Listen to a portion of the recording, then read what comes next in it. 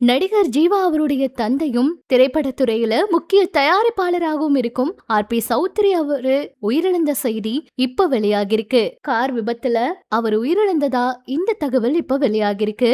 இது மிகப்பெரிய அதிர்ச்சியும் சோகத்தையும் கொடுத்திருக்கு.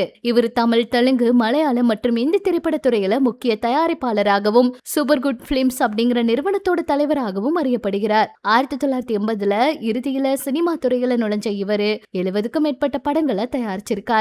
வாகன விபத்துல தான் இவரு உயிரிழந்ததா செய்திகள் வெளியாகி இருக்கு. ஆனா அந்த வாகன விபத்து எப்படி ஏற்பட்டதுன்னு தெரியல. சாலை விபத்து தான் ஏற்பட்டிருக்கு அப்படிங்கிற தகவல் வெளியாகி இருக்கு. சொந்த ஊரான ராஜஸ்தான்ல உதய்பூருக்கு இவரு செஞ்சிருக்காரு. அந்த நேரத்துல தான் இப்படி ஒரு விபத்துல அவர் உயிரிழந்திருக்காரு. நடிகர்கள் ஜீவா, ரமேஷ் அவங்களுடைய தந்தையான ஆர்.பி. சௌத்ரி அவருக்கு இப்படி ஒரு இறப்பு வந்தது ரசிகர்கள் மற்றும் பிரபலங்கள் மத்தியில அதிர்ச்சியை ஏற்படுத்தியிருக்கு. புது வசந்தம், நாட்டாமை, பூவே உனக்காக, ஆனந்தம், திருப்பாச்சி இந்த படங்களை எல்லாம் தயாரிச்சவர் இவர் தாங்க. தமிழ் சினிமாவில இவருக்குன்னு ஒரு இடத்தை பிடிச்சு வச்சிருந்தாரு.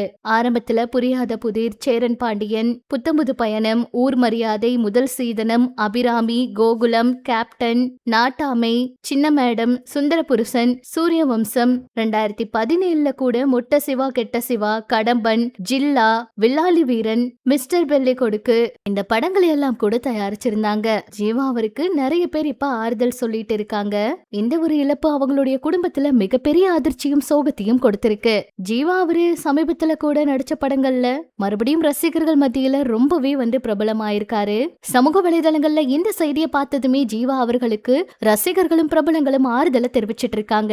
நேர்ல சென்று சில பிரபலங்கள் ஜீவா அவருக்கு ஆறுதல் சொல்ல இருக்கிறதாகவும் தகவல் வெளியாகிருக்கு. நம்ம சார்பாகவும் அவங்க குடும்பத்துக்கு ஆறுதலை தெரிவிச்சுக்கலாம்.